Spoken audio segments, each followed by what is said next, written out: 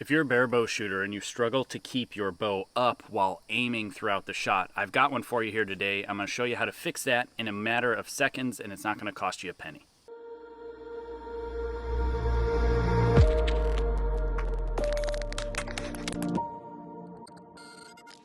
So if you're like I was when I was first starting to shoot barebow and struggling to keep the bow up while aiming throughout the shot, I've got something here for you today that I'm going to show you how to adjust your bow, not even adjust your technique, to help hold more steady and to make aiming and holding that bow up much easier. It's not really a weight limitation in my opinion, because I've seen very strong people that have very little weight on their bow, but their bow's just not set up correctly, and it's actually fighting against them and pulling them down upon the shot.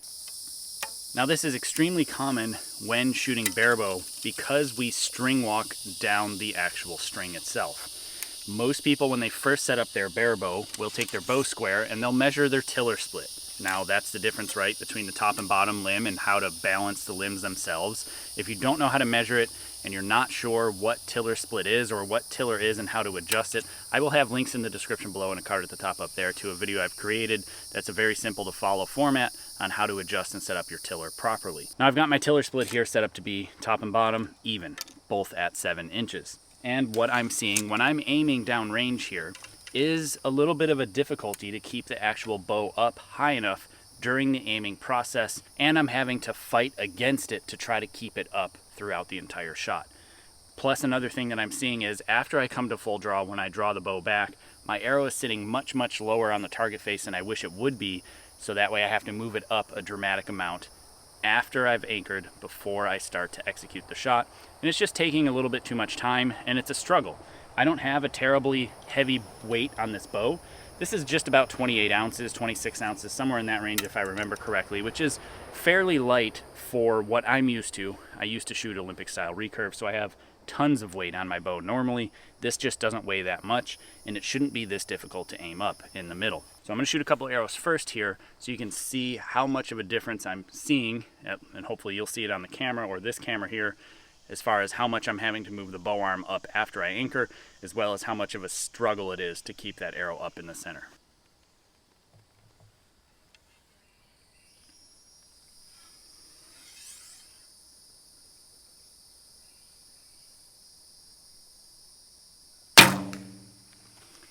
And I don't know if you could see it, but what I saw on my end was, I had to raise it up after I anchored, and then there was two dips, two bobs as I was aiming, where the bow just kind of dipped down, came back up, dipped down, came back up, and I had to force it back up in the middle the entire time.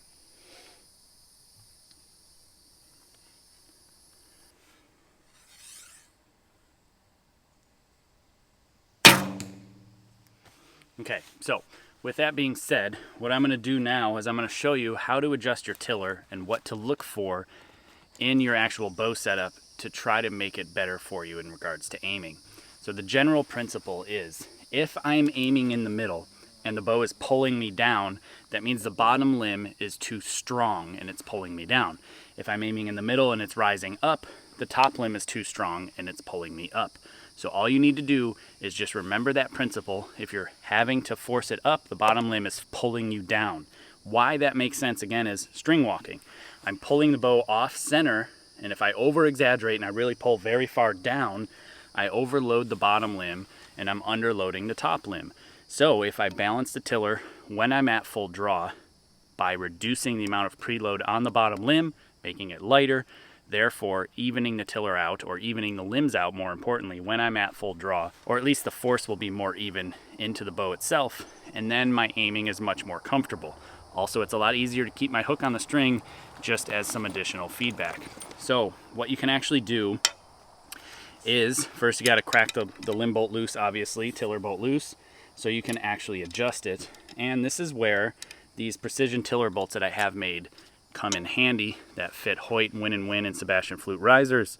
They have these indications and these markers on them, so it'll allow me to make very precise adjustments, and I'll be able to put them back. So if I look, I'm right dead between 8 and 1, so we'll just call it at 0, right? I'm at 0, and what I want to do is I want to loosen the bottom tiller bolt, reducing the amount of preload on the bottom limb.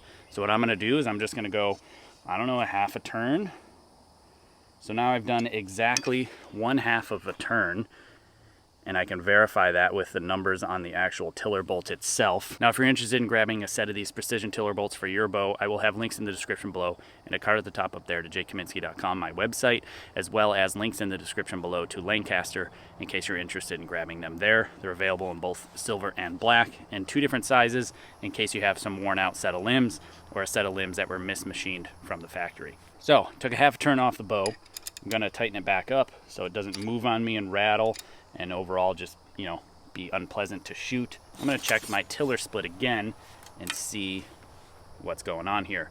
So I've got 6 and 15/16 to the top and 7 and a 16th on the bottom. So that's an 1/8 inch split, an 1/8 inch bigger on the bottom than the top. Now the range that you adjust it in is individual, and where you end up is gonna vary from person to person, setup to setup, anchor to anchor, and all sorts of different factors. For me, I like to actually end up where I'm about 1/4 inch bigger on the bottom, and it just is much more comfortable for me to aim due to my low anchor and therefore my low crawl. So it's about halfway to where I really would like it, but it's definitely gonna be much, much better.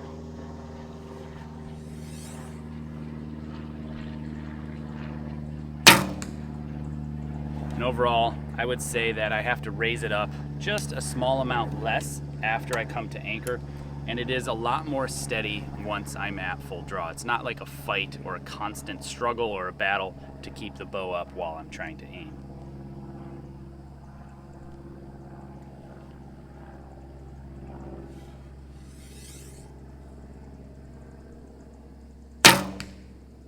Now, the beauty about this and these tiller bolts, like I said, and because I took notes and actually paid attention to what I was doing, I can loosen this tiller bolt back up and go back in 1/2 turn, in because I took it out 1/2 a turn, check my tiller split,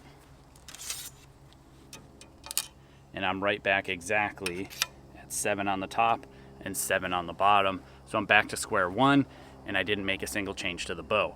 But I promise you, if you're struggling with aiming and keeping the bow up, unless it's target panic, you're gonna have a much better time and way more ease in aiming the bow up and keeping it up during the actual aiming process, because you're loosening that pressure on the bottom limb, therefore allowing the bow to be more balanced, and then you're not constantly fighting one or the other. So because I actually really like that 1/4 inch and a 1/2 a turn got me a 1/8 of an inch, I'm gonna go 1 full turn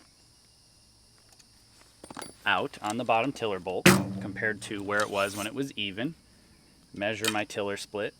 Right now I'm at 6 and 7/8 on top and 7 and 1/8 rather on bottom. Therefore it's a 1/4 inch split. Those of you that are into metric land, let's measure that for you so that way you can understand how far I've got it. I'm 17.5 centimeters on top and 18 centimeters on bottom. So I'm right at about 5.5 millimeters or so in tiller split there. And that's where I really like my bow to feel happy and aim happy for me. And it's far more comfortable for me to aim and execute my shots without having to worry about keeping that bow up or struggling to do so. Generally speaking, that's roughly the higher end of the spectrum or the bigger end of a tiller split that you should be using, but it really works for me and I sure enjoy it a whole lot better than even tiller. Now keep in mind, as you make these adjustments, that it will dramatically affect whatever knocking point you need to use, and so just expect that as you play with your tiller, your tune may change, your crawls may change because your impact point changes downrange, and that's just all part of the archery process and especially all part of barebow.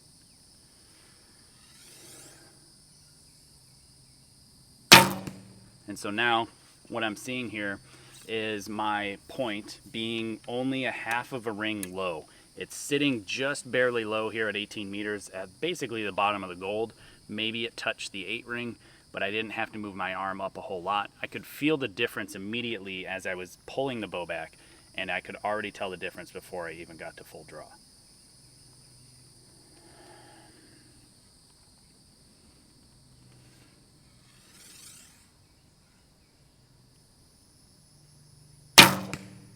Now that one was right there. I didn't even have to move my arm up. not even a little bit, and the aim happened immediately and very, very easily without much struggle at all.